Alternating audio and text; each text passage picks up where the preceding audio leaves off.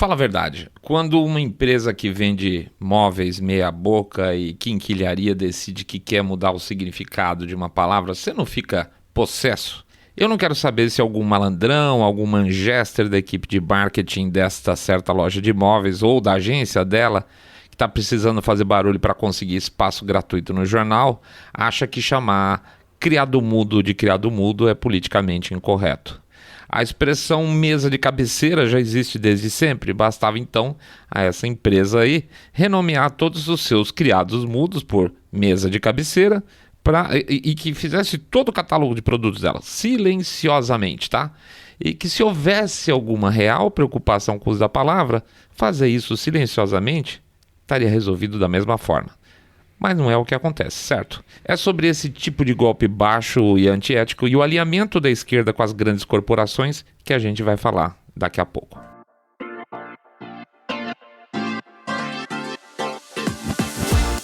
Saindo da bolha. Menos notícia, mais informação para você.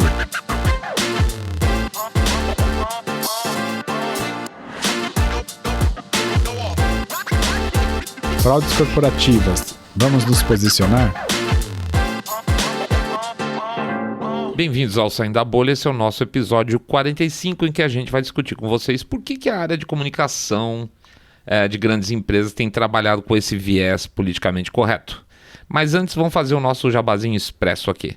Para quem conheceu a gente agora, a gente pede para passar lá no nosso site www.saindabolha.com.br, clicar no botão Follow this podcast ou seguir a gente no Spotify, Podcast Addict, eu não acerto uma, Google Podcast ou Apple Podcast e agora também no nosso canal lá no YouTube, que está crescendo, estou feliz da vida. Pede também, se gostar do episódio, dar um share e fazer o tal do boca a boca sarado que vocês vão contar para seus amigos que vocês estão ouvindo um podcast com cabeça direita limpinho, supimpa, que detesta politicamente correto. E esse episódio tem tudo a ver com isso.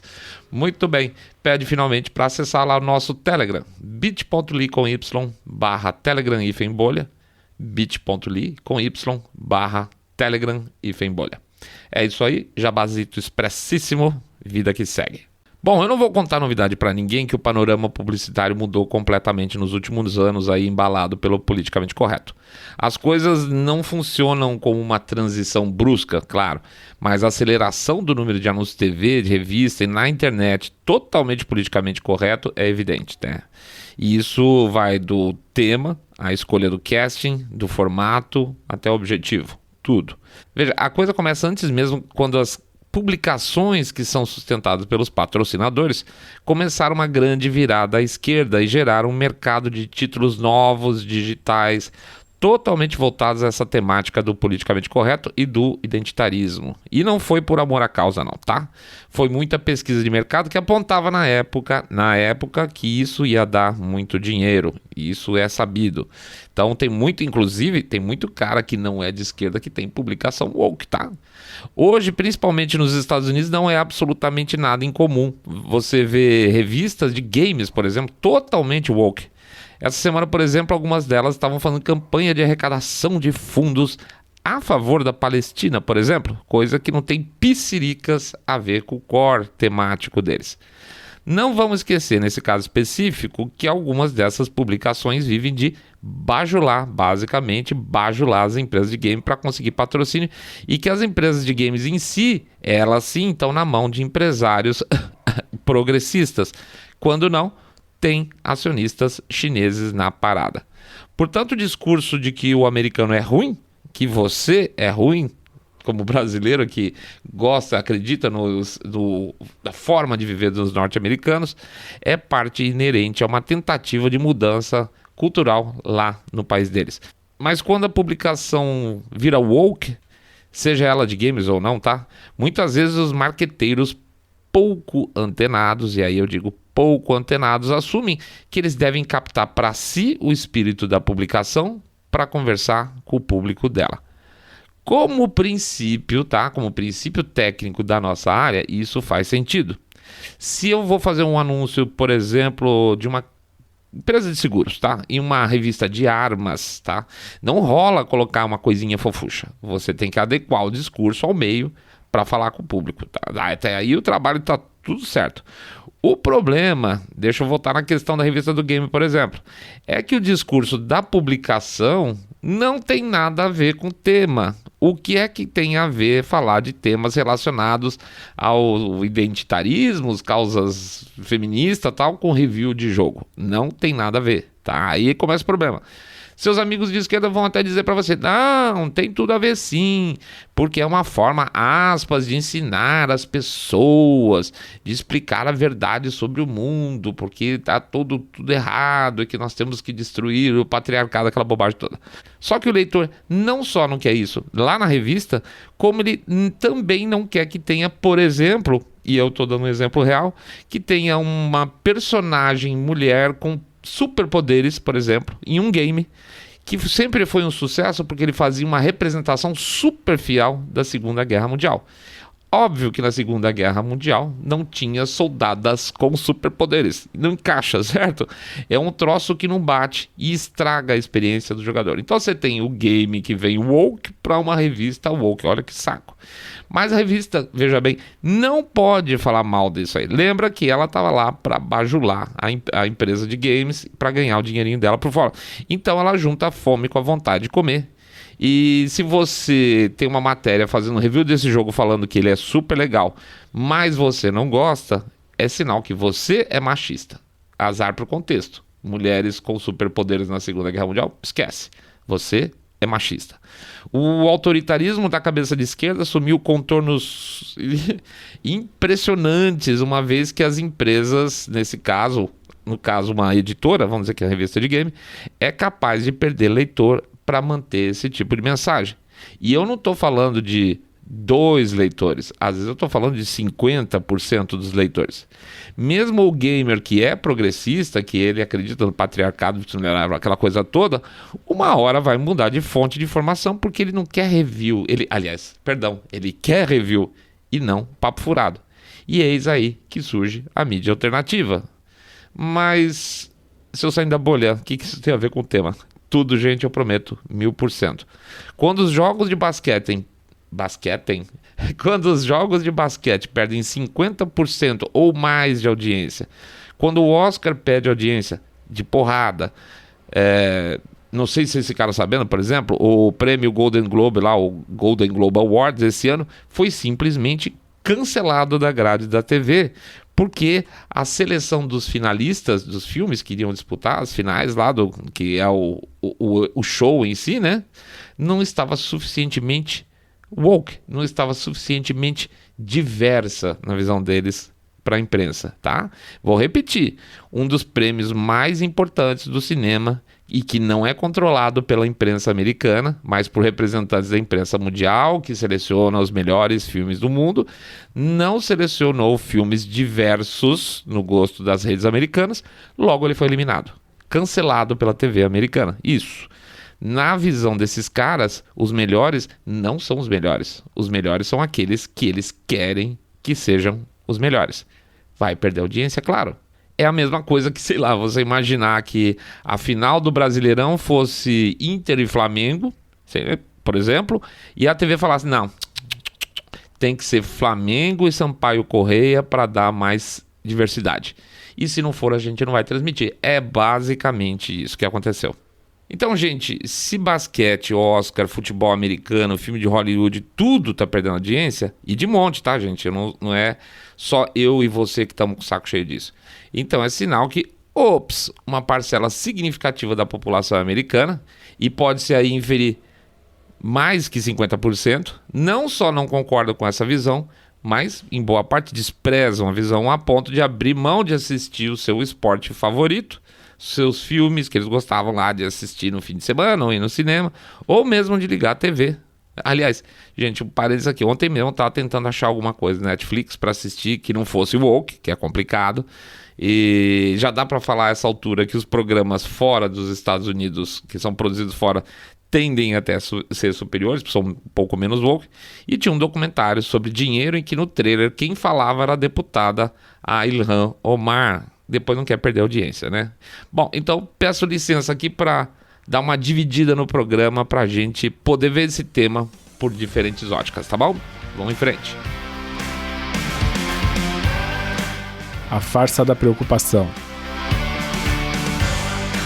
Antes de mais nada, desculpa, mas eu não acredito em preocupação social das empresas. Simplesmente não acredito, perdão.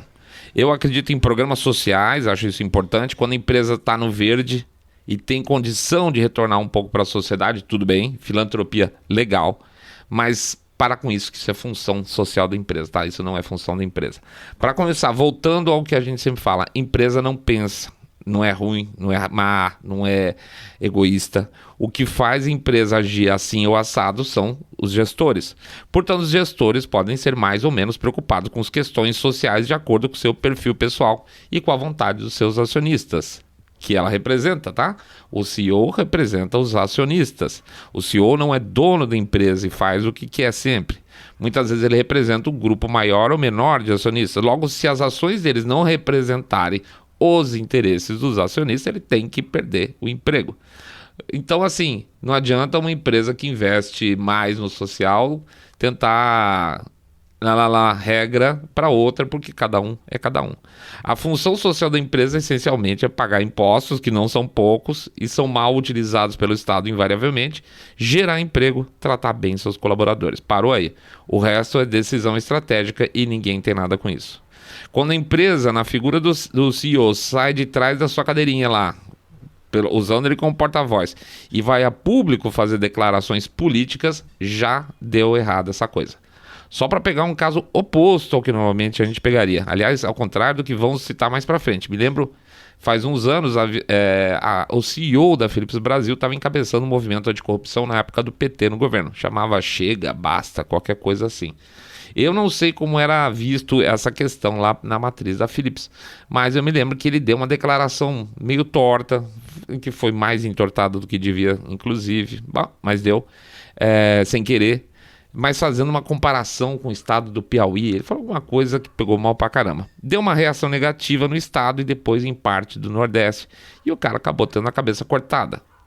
Ah, mas a Philips é má porque cortou a cabeça de um cara com boas intenções do combate à corrupção? Não. Ela cortou a cabeça de um cara que estava começando a gerar problemas de mercado para a empresa em uma região geográfica do país e que, mais tarde, poderia passar a ter problemas com um grupo político também, certo? Pessoas de esquerda. O acionista não quer nada disso. Se a empresa perder dinheiro, o empregado lá, o cara que está na linha de montagem, é mandado embora. Tudo errado. Mas e se você tem um grupo de empresas, se você representa ou faz parte de uma instituição que fala para um grupo de CEOs ou de empresários? Não é empresa. Ok, beleza. A grande verdade é que as empresas não estão nem aí para você. Por favor, acredita em mim. Empresas têm que dar lucro para os seus acionistas e serem perenes. Tem que ficar aberta, tem que pagar imposto, tem que empregar e tratar bem empregado. Quando o CEO da American Airlines vai a público falar contra a lei eleitoral da Geórgia, é um abuso da posição que ele ocupa. Ele não é a empresa. Mas, então, por que cada vez mais CEOs têm ido para falar de política nos Estados Unidos? Primeiro ponto, eles não estão preocupados com você. Não estão. Eles não estão preocupados com o futuro dos Estados Unidos ou do Brasil. Pode apostar. E deixa eu fazer um parênteses aqui. Se eu sair da bolha, e o velho da van? O velho da van é o dono da coisa toda. Faz o que ele quiser, entra no risco que ele quiser. E há, inclusive, quem diga que, por ser um cara politicamente ativo, ele teve problemas ano passado com a IPO da Havan. Pode ser, não sei, mas é possível, tá? É um preço possível. Enfim, gente é gente, empresa é empresa.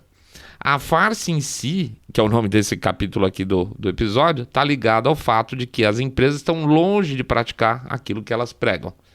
Hoje a coisa mais fácil do mundo é desarmar uma empresa questionando ela diretamente por meio dos seus canais lá de comunicação com o cliente para saber o que é que eles estão fazendo de fato para cumprir aquilo que eles exigem dos seus consumidores.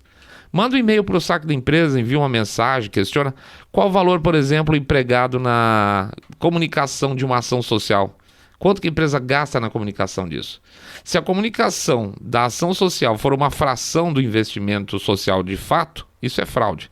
Se a empresa exige de você posturas com relação a temas ligados, a identitarismo, e ela mesma não cumpre, isso é fraude, tá? Isso é propaganda enganosa, tá? Ok? Mas de onde vem essa tendência? É só porque tem que ser woke para patrocinar um veículo woke? Claro que não, isso foi um passo. A questão é que as áreas de comunicação e RH dessas grandes corporações estão forradas de colaboradores que são despejados das universidades, e quando o cara sai da universidade, menos preocupado em gerar negócio e mais em lacrar, ele é mais preocupado em mostrar o seu virtuosismo com o dinheiro da empresa, a coisa fica complicada.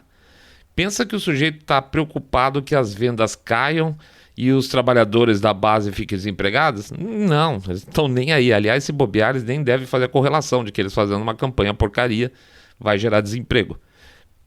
Pensa o seguinte, toda grande empresa tem ou deveria ter orçamentos direcionados para campanhas de produto ou campanhas de branding, de marca. Ocorre que, principalmente por necessidades comerciais, obviamente a apresentação e venda de produtos sempre ocupou, historicamente, um espaço muito maior no orçamento das empresas, tá? Empresas com pouca ou nenhuma praticamente concorrência, uma marca super tradicional, que é praticamente escolha natural do consumidor, tem a chance aí sim de realizar periodicamente campanhas de marca muito mais fortes. Eles não estão muito preocupados com o concorrente. E aí eles podem dedicar mais dinheiro para esse fim. E é o caso, por exemplo, da Coca-Cola.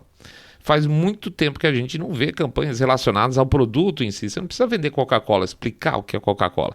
Falar sobre refrescância, sabor ou atributos indiretos, tá? Atributos diretos mesmo, nem pensar. Simples, porque não existem outras marcas tão mais fortes assim que gerem uma concorrência tão preocupante. Concorrência sempre tem. De verdade, a guerra, por exemplo, aqui no Brasil, Coca versus Pepsi, não existe, né? E se dá mais na distribuição do produto do que ali na frente da gente na TV. Para essas empresas passou a ser comum a criação de um espaço woke de mensagens. Pode pegar os bancos no Brasil, com tamanha concentração, a guerra entre eles se dá muito mais nos bastidores do que na publicidade. Como consequência, quando a gente fala com o consumidor, é mais branding do que venda. E sendo mais branding, a coisa acaba ficando mais woke. Por outro lado, o que a gente viu no passar dos anos é que as grandes corporações e a esquerda cada vez ficaram mais amigas também. Eu sempre falava para um colega meu de esquerda e ele ficava uma pistola comigo. Hoje o cara de direita é o hippie dos anos 70. É incrível como você vê hoje as pessoas de esquerda defendendo grandes corporações, as grandes empresas. Parece uma inversão total de valor. Pega as big techs, por exemplo, caso clássico. Pergunta para um cara de esquerda o que ele acha do Trump ter sido barrado nas redes sociais. O que ele acha do Parler ter sido derrubado pelo Google, Apple, Amazon juntos. Eles acham o máximo. Estão fechados com a Big Tech até o pescoço. É isso aí, cara, foi isso mesmo.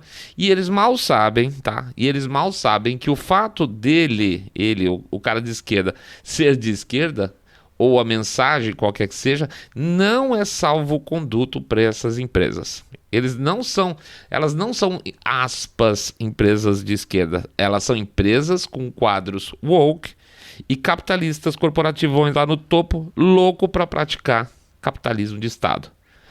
Tadinha da Pfizer, tentou negociar com o Brasil, mas o Bolsonaro não deixou. Que cara ruim, a empresa fazendo maior força para ajudar a gente, mas daí... Na sequência o cara fala em quebra de patente, tudo bem, cadê a lógica disso? Uma hora é a favor da empresa, outra hora é contra a empresa. E se o Bolsonaro, por exemplo, falasse em quebra de patente? Nossa, caiu o mundo. Não se pode falar mal da China, que o povo reclama, que vai faltar vacina. É sempre uma falta de lógica, um vai e volta constante. Ah, mas você saindo da bolha. Mas o Biden andou falando também em quebra de patente. Sério. Os caras acreditam que o grupo democrata mais corporativista das últimas décadas vai fazer alguma coisa para prejuízo das farmas? Será, por exemplo, que realmente não está na hora de quebra de patente para que os próprios laboratórios abram suas marcas genéricas, que é o que eles costumam fazer, e vender vacina a preço mais baixo, porque agora, de verdade, gente, a demanda dos países ricos está começando a decair. Por que não se falou antes, então, em quebra de patente? Pois é, gente, que fraude. E quanto inocente útil nesse mundo. Aliás, e por falar em inocente último, vamos para o próximo trecho. Os idiotas úteis. A gente acabou de falar das pessoas antitrampistas e antibolsonaristas que acreditam em liberdade de expressão relativa, né? Que comemoram quando fecham a conta do Trump, mas assistem aquele documentário O Dilema das Redes na Netflix e ficam horrorizadas. Nossa, esses caras são terríveis. Ah, não, mas tudo bem, Trump pode tirar do ar. Gente que acredita na intervenção dos russos na primeira eleição do Trump, mas que acha que as fraudes de 2020 são ficção científica, tá? Gente que segue cabritamente as ordens da imprensa com relação ao Covid, mas que ficam chocadas, super chocadas, quando o CDC lá fala que as pessoas que já se vacinaram não precisam usar mais máscara. Eu fico pensando como deve ser difícil viver nessa constante negação. Mas é uma negação constante das próprias opiniões, porque as coisas vão em voltas e a pessoa tem que ficar mudando de opinião para poder seguir o que falam para ela. Que esforço mental e intelectual enorme que deve ser, e quanta baixa estima, a bem da verdade, a pessoa deve ter para mentir para si mesma, porque agora ela tem que seguir uma opinião diferente, anterior à dela, porque outra pessoa falou outra coisa. Complicado. Eu parto do princípio aqui, e talvez por isso que o Saindo da Bolha ainda não seja uma explosão de audiência, que a grande maior parte de quem ouve a gente compartilha desse pensamento que não existe perfeição em nada. Seja no político, seja na ideologia, na empresa e evidentemente até no próprio trabalho que nós aqui do Saindo da Bolha fazemos. Eu não consigo ver coisa mais salutar que isso, do que não ficar defendendo perfeição. Quem não se questiona morre intelectualmente. Às vezes a gente tem que ser reconvencido das nossas próprias crenças. A gente tem que se questionar de vez em quando. Às vezes, até mesmo o cristão vê uma grande injustiça, questiona a existência de Deus por um momento. Vamos lá, gente, se dá para questionar no momento de dúvida, o cristão pode, no momento de dúvida, duvidar da existência de Deus, eu vou lá deixar de questionar o nível aceitável de imposto numa sociedade. O problema do idiota útil é exatamente esse, o não questionamento, a não revisão. É muito comum a gente ouvir que a imprensa tem que fazer uma autocrítica ou que o partido tem que fazer uma autocrítica. Se existe essa rejeição à autocrítica é porque a pessoa sabe que existem fraquezas nos seus argumentos e a autocrítica deixa a gente pelado por um tempo. E que deveria ser ótimo, porque humildade é tudo. Eu posso falar sem medo nenhum aqui para vocês que de nós quatro, somente o Rogerão sempre foi mais conservador. Eu, Mr. Way e Fabão já fomos menos conservadores, não tem a menor dúvida disso, não mesmo. A gente só foi mudando porque foi questionando os nossos credos. O idiota útil é fechado na sua visão, ele repete sem saber e pior, eu tenho certeza que ele repete mensagens muitas vezes sem concordar internamente. Como é que alguém em sã consciência pode acreditar que 50% da população americana é fascista, se boa parte dessa população, por exemplo, já votou no Obama, certo? Esse tipo de argumentação sem pé nem cabeça é típica de análise de gente despreparada, desculpe falar. Já comentamos aqui mais uma vez, em eleições passadas aqui no Brasil nós fizemos uma vez um mapeamento da cidade de São Paulo, tá? E tinha distritos que elegeram simultaneamente a Dilma e o Feliciano.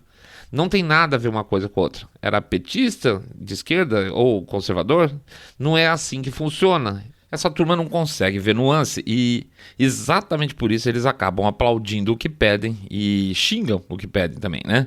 Que é um exemplo, o ator comediante lá, o Paulo Gustavo, falecido recentemente, teve um dos filmes dele da franquia Minha Mãe é uma Peça. Antes do lançamento aconteceu um vazamento de informação que não haveria um beijo gay na cena de um casamento gay. E houve uma grande pressão e crítica na época ao ator, porque essa cena tinha que ser inserida tal. E detalhe, né? O Paulo Gustavo era abertamente gay. Caíram de pau em cima dele, foi virtualmente cancelado, mas ele justificava. O filme não é sobre isso, é sobre a mãe.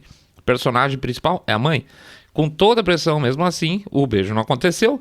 E ele justificou na época que a gente não precisa, as palavras dele foram exatamente essas, a gente não precisa esfregar opinião na cara do público. E a turma não entende. Pro idiota útil, que não vê nuance nas coisas, se tem gay, tem que ter uma militância, tem que ter beijo, tem que esfregar na cara do público. Nem que isso seja fora de contexto, nem que isso não tenha nada a ver com a história do cara. O idiota útil compra de acordo com a cartilha da marca? Pode ser, sim. Eu trabalho faz muito tempo no ambiente digital e eu nunca vi uma marca ir por brejo por causa de uma crise junto ao público woke. Nunca. O que é mais comum são pessoas da área de comunicação não entenderem que eles estão lidando com uma franja do mercado apenas, tá? É uma turminha muito restrita. A gente já recebeu tudo quanto é tipo de mensagem enviada para as empresas que a gente atende, que a gente acompanha, por não serem empresas woke. A gente sempre recomenda, não façam trabalho de comunicação woke. Claro, nunca, nada que meia dúzia de mensagens ocultadas e banimento não resolvesse no máximo em 3 dias uma aspas crise, tá? Não tem crise, de verdade, não tem crise. A razão é simples. Esses caras, esses militantes, eles não são nem consumidores da marca que eles atacam, tá? É uma boiada anônima e muitas vezes sem poder de compra, que é o pior ainda. Então, ou seja, o cara não compra nada, ele vai só encher seu saco, vai por mim. Pensa no perfil de um cara que se dá o trabalho de ficar organizando protestinho digital e atacar uma marca na rede social. Pode usar, pode estereotipar, tá? Fica à vontade, pensou? Então, agora pensa no poder que esse cara tem de convencimento, que esse tonto tem fora das redes sociais. Se essa pessoa vai mudar a opinião da mãe, do pai, de amigo de faculdade, de irmãozinho, não muda a opinião de ninguém no trabalho, coisa nenhuma. Então, não tem, são completos ninguéms que ganham um pouquinho de relevância quando conseguem montar um enxame por alguns dias na época do ataque. É isso, acabou, tá? Portanto, as empresas que caem nesse papo furado, que caem nessa armadilha, caem por 2 motivos.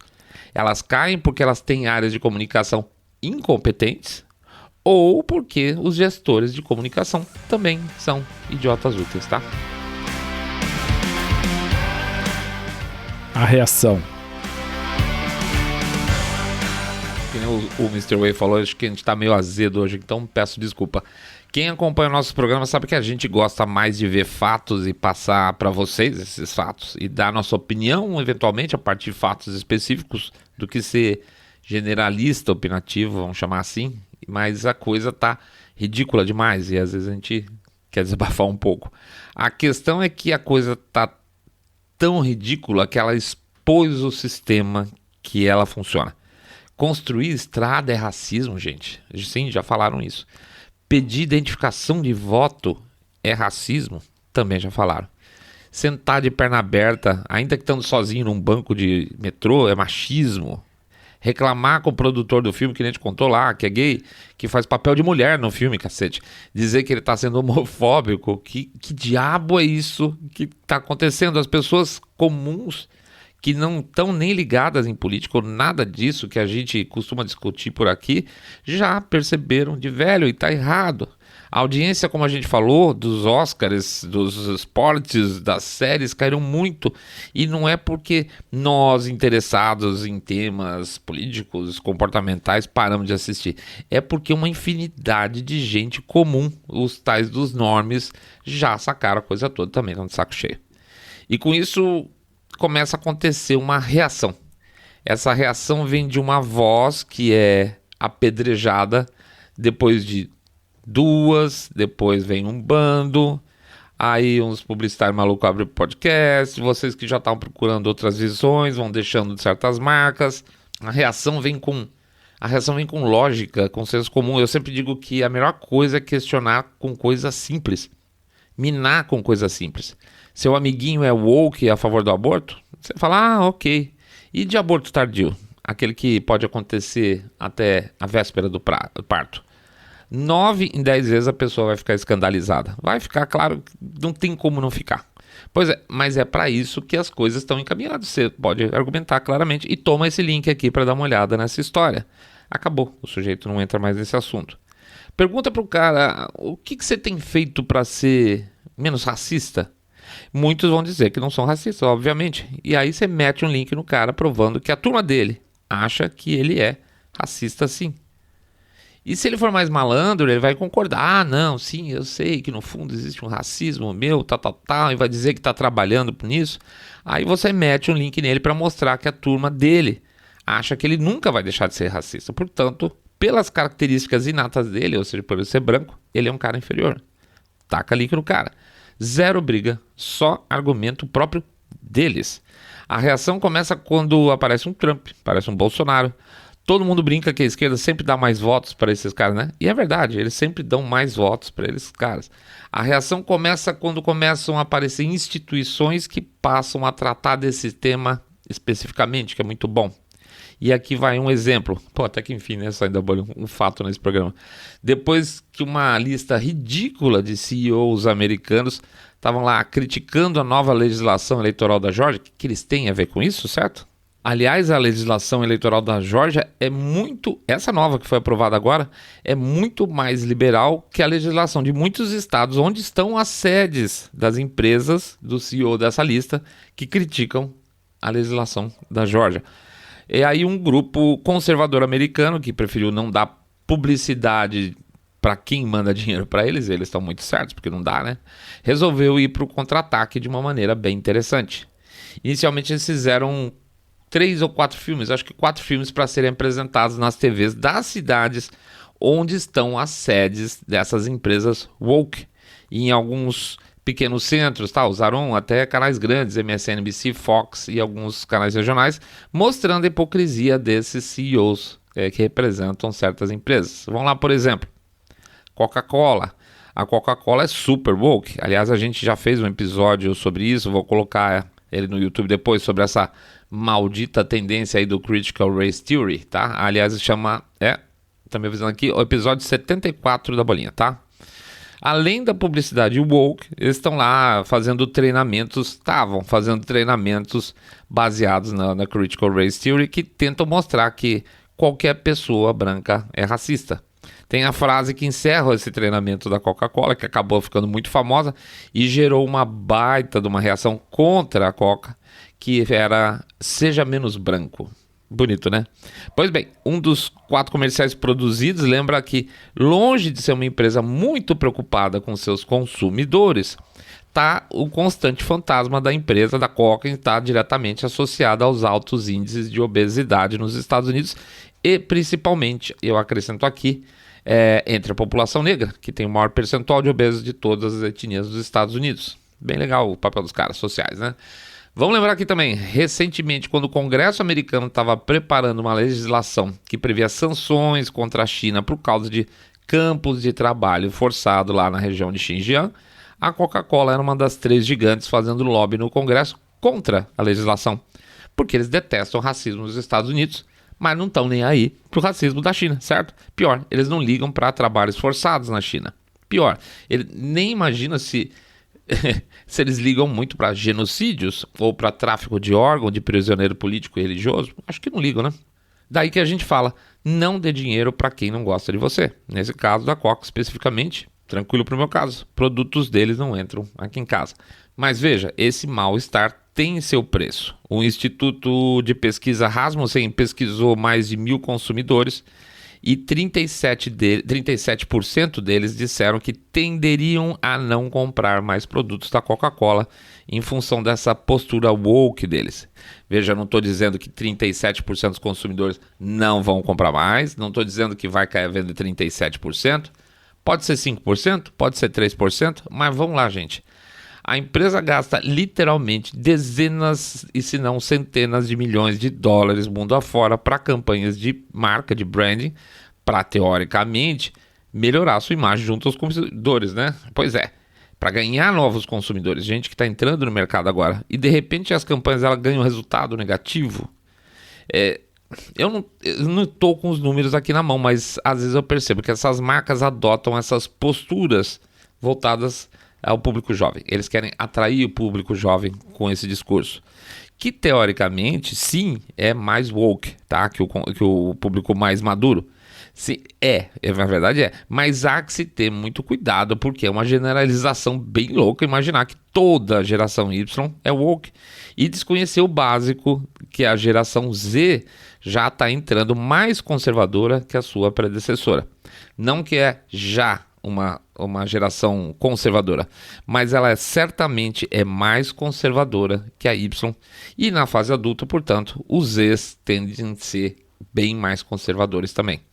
Enfim, a reação vem, nesse próprio caso, do público, né? Além, é claro, do lembrete que está nesse comercial que foi produzido, que é basicamente dizer o seguinte: ô Coca, antes de me falar como eu devo agir, tenta não envenenar seu público com tonelada de açúcar e pensa mais nos chineses que você anda explorando por lá com trabalho escravo, né?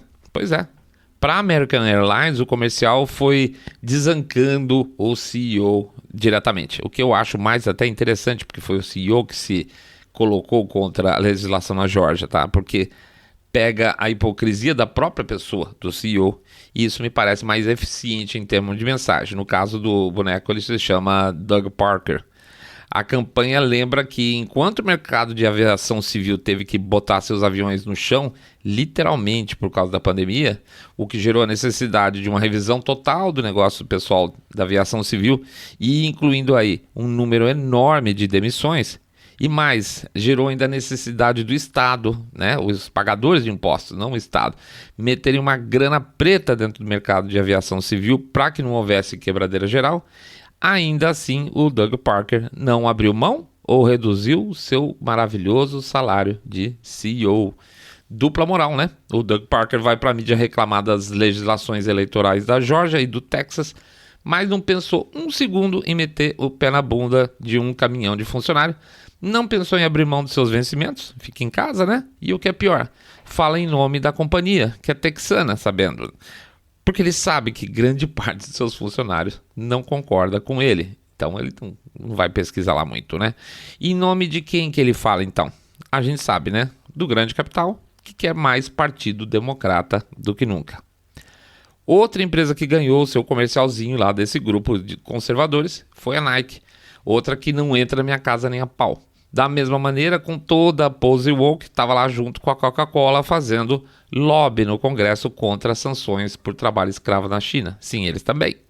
O racismo americano, que teoricamente para a Nike é sistêmico, apesar de não haver uma função estrutural do Estado americano que aponte para racismo, por outro lado, é simplesmente desconsiderado quando o assunto é China. Assim fica bonito contratar o Colin Kaepernick, né? O ajoelhador oficial de esporte. E eu queria ver se eles contratam um ator lá na China, talvez um esportista chinês, para tentar fazer também a mesma coisa, para ajoelhar ali durante o hino do Partido Comunista, né? Falando talvez com o governo de maneira mais dura, como o Colin Kaepernick falou. Eu acho que não rola, né? Pois é, primeiro um ou outro, depois mais pessoas, vocês, depois aparecem canais novos no YouTube, podcast como nós, agora grupos maiores estão rodando comerciais de TV. É reação? A mesma arma que sempre foi usada para intimidar empresas em favor do discurso woke nas empresas tem que ser usada contra eles também. Não é só ir no Facebook xingar os caras, é mexer no bolso. É deixar claro que estamos de saco cheio de sermos desrespeitados. Para de comprar, simples assim. O que não for possível deixar de consumir hoje, por exemplo, a gente não pode deixar de consumir Facebook, Instagram, aqui senão acabou o podcast. O que tem concorrência, pare de consumir. Se estão super a fim de destruir o capitalismo, eles usando o capitalismo como ferramenta, então cabe a nós fazermos o mesmo também. Arrancar fora do mercado empresas que insistem nessa tecla, ou no mínimo, começar a dar um susto nesses caras para que o discurso mude.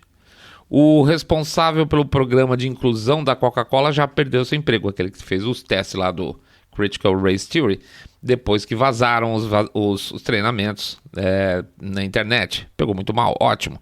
Significa que eles estão preocupados com o lado oposto também.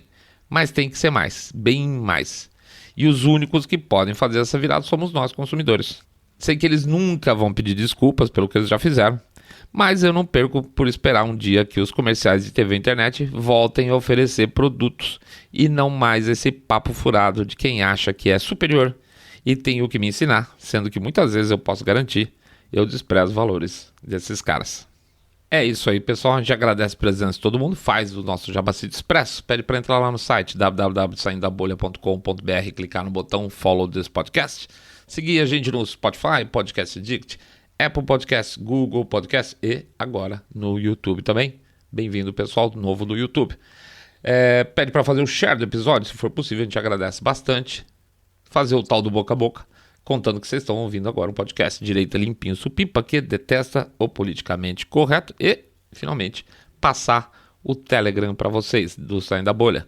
bit.ly/Telegram-bolha. bit.ly/Telegram-bolha. Um bom restinho de semana a todo mundo. Quinta-feira hoje, mais um diazinho só pela frente pra gente poder descansar, voltar para outra semana trabalhar, botar um dinheiro no bolso e com isso vocês ficarem muito, muito mais super, super bem. Grande abraço. Saindo da Bolha.